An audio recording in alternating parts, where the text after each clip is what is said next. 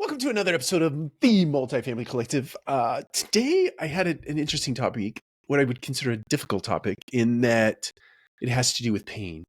And some individuals in, let's say, the leadership or management, it doesn't matter the industry, but we happen to be in multifamily. So let's talk about multifamily for a second. So you're in a position of leadership, and part of your role and your responsibility is to hold people accountable. Now, sometimes holding people accountable requires emotionally loaded conversations, which sometimes can lead to avoiding those conversations, right? And I want to set that in the context of pain, in that, if you struggle with this particular thing, meaning you struggle with emotionally loaded conversations, you don't like conversations that are full of emotion, whatever the emotion might be, aside from joy and happiness, I'm talking about downside or negative emotions that are present in a conversation, and one of your mechanisms in dealing with emotionally loaded conversations is that you avoid them altogether. So my question to you as it relates to pain is the pain of the conversation in the moment, that emotionally loaded conversation in the moment, is the pain of that worse than the pain or the consequence, because pain ultimately leads to a consequence, of avoiding the conversation altogether?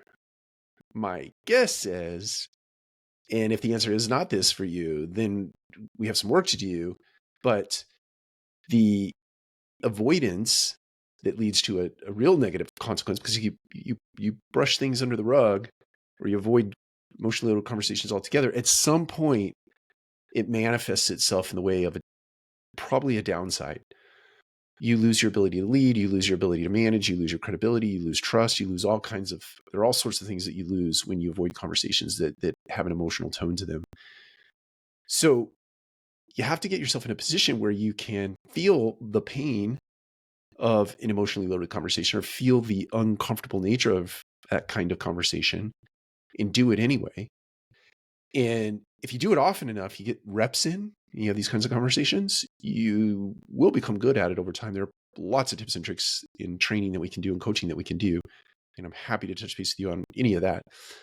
But my encouragement to you is, don't avoid tough conversations. Don't avoid emotionally loaded conversations, especially downside emotionally loaded conversations, things with frustration or anger or agitation, all of those sorts of things, or holding people accountable where they might become emotionally loaded as a result of being held accountable. So if that is an area of opportunity for you, happy to help you. Reach out. Take care. We'll talk to you again soon.